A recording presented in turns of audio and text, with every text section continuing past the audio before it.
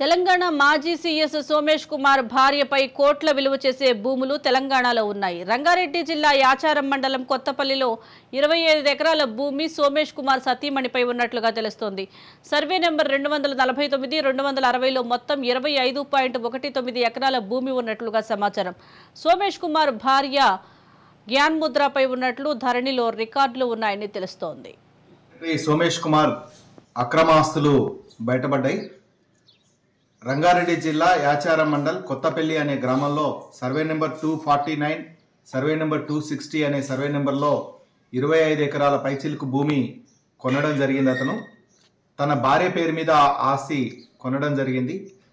Ibrahimpatnam sub registrar ఆఫీస్లో 2018లో ఈ భూమి తన భార్య పేరు మీద రిజిస్ట్రేషన్ చేయించుకోవడం జరిగింది. ధరణి పోర్టల్లో కూడా దానికి సంబంధించినటువంటి వివరాలు క్లియర్గా ఉన్నాయి.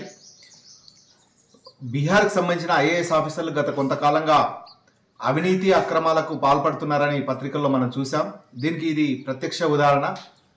బీహార్కి సంబంధించిన ఐఏఎస్ ఆఫీసర్లు తమ కుటుంబ సభ్యుల పేరు మీద, తన బంధువుల పేరు మీద ఆస్తులు కలిగి ఉన్నారన్నదానికి ఇది ఒక ఉదాహరణ.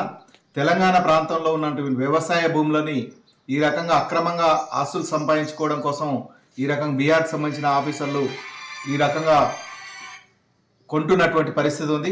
మేము ఒకటే డిమాండ్ చేస్తున్నాం, కొత్తగా వచ్చినటువంటి ఈ ప్రభుత్వం ఈ అక్రమంగా ఆస్తులు కూడా పెట్టుకున్నటువంటి ఐఏఎస్ ఆఫీసర్లకు సంబంధించినటువంటి వీరి మీద దృష్టి పెట్టి నిఘా సంస్థల్ని అప్రమత్తం చేసి ఇట్లాంటి నిగ్గు తేల్చాల్సినటువంటి అవసరం ఉంది.